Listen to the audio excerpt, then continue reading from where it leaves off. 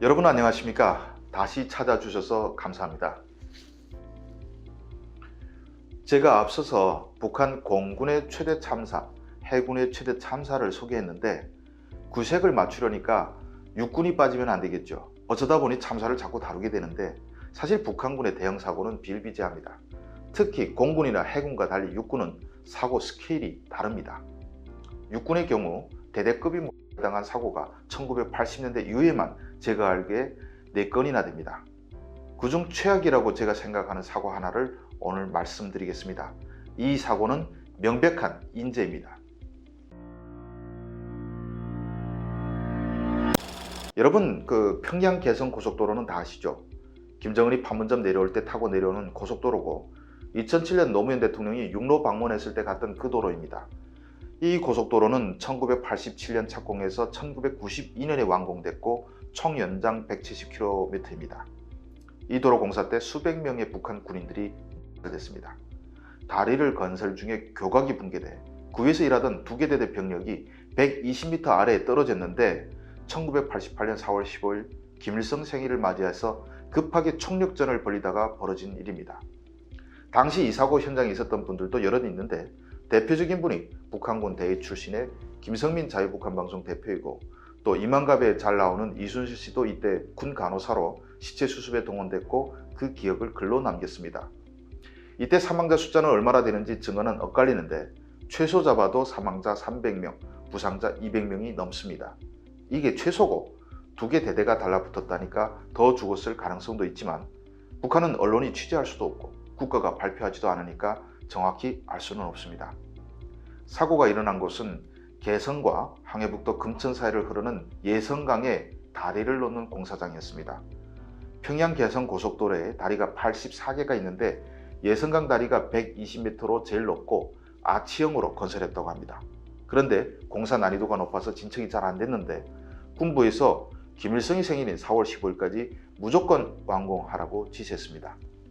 그런데 북한은 중장비가 부족하니까 사람 얼마나 투입했냐가 공사 속도와 비례합니다.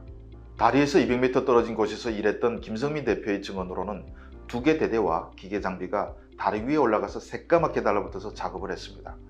어디선 한 개 연대가 붙었다고도 하는데 아무튼 다리 위가 그렇고 다리 아래엔 몰탈 이기는 군인들이 북적이고 여기에 각 부대 선전대가 나팔과 북을 치면서 전투가요를 연주하고 그런 소란 법석이 없었다고 합니다. 지휘관들이 수령님께 하루빨리 충성의 보고를 올려야 한다며 다그치니까 시멘트가 붙기 전에 또 퍼붓고 그랬습니다. 그러다가 오전 9시경에 다리가 무너진 것입니다.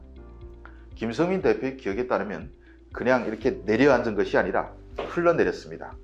사람, 화물차, 기계장비 등이 120m 아래로 쭈루루 쏟아졌는데 양쪽에서 그걸 보면서 영화의 한 장면을 보는 듯 했답니다. 이때 이순실 씨는 인근에서 간호원이었는데 갑자기 비상 소집시켜 갔더니 여자들에게 고농도 알코올을 군용 밥통 뚜껑으로 떠서 무작정 마시게 하더랍니다.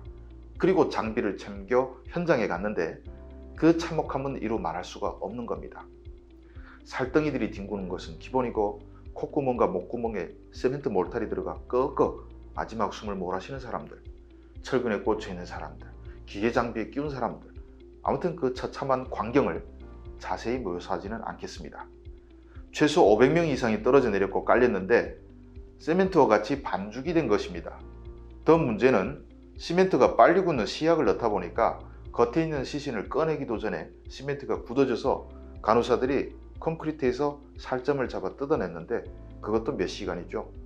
이런 와중에 또 평양에서 항일투사 김철만 대장이라는 인간이 날아와서 방송차로 또 용기를 내서 현장에서 빠져나오십시오. 최고사령관 동지께서는 여기 상황을 지켜보고 계십니다. 인민군 장병들을 조국은 잊지 않을 것입니다. 이런 소리를 질러댔다고 합니다. 방송차에서 결전의 길로라는 노래가 방송으로 나왔는데 이 노래는 전우야 잘 자라라는 한국 군가와 비슷한 북한의 비장한 군가입니다. 이순실 씨는 이 노래를 들으며 너희는 다 영예롭게 죽는 것이니까 최후를 맞을 준비를 하라고 하는 것처럼 들렸다고 회상했습니다. 수백 명이 병원에 실려오니까 그냥 자르고 대충 붙이고 그러긴 했는데 이틀이 되니까 중상자들이 또 무더기로 죽어나갔다는 겁니다. 기관지를 통해서 시멘트가 기도를 막고 심지어는 폐해까지 들어갔던 것인데 어떻게 대책을 세울 수가 없었습니다. 이렇게 죽은 최소 300명의 군인들에게는 전사자증이, 부상자 200여 명에겐 감정제대 및 영예군인증이 차려지고 끝입니다. 시신을 집에 보내면 전국에 소문이 난다고 공사장 주변에 합장했습니다. 콘크리트가 굳어서 꺼내지 못하자 단 며칠 만에 탱크를 동원해서 들이 박혀있는 폐기물 다 어디론가 싣고 갔습니다. 북한이 원래 그런 곳입니다. 2014년에 평천 아파트가 붕괴되자 단 하루 이틀 만에 현장 싹 공터 만들고 사람들 모아놓고 사죄했던 거 기억하시죠?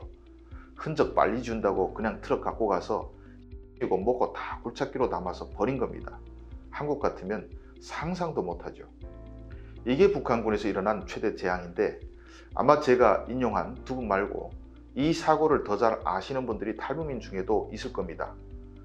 대대 이상급 사례는 이외에 3차례 더 있는데 북한은 얼마나 죽었는지 절대 비밀에 붙이고 바로 현장을 정리하니까 숫자 정확히 밝히긴 어렵습니다. 금강산 발전소 백리굴 뚫을 때도 15년 넘게 작업하느라 사상자가 2만 5천 명이나 된다는 이야기를 북에서 들었는데 숫자가 비밀이니까 알 수가 없습니다.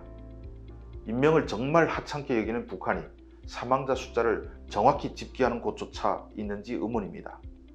이렇게 오늘은 북한군 초대형 참사에 대해서 말씀드렸습니다. 시청해 주셔서 감사합니다.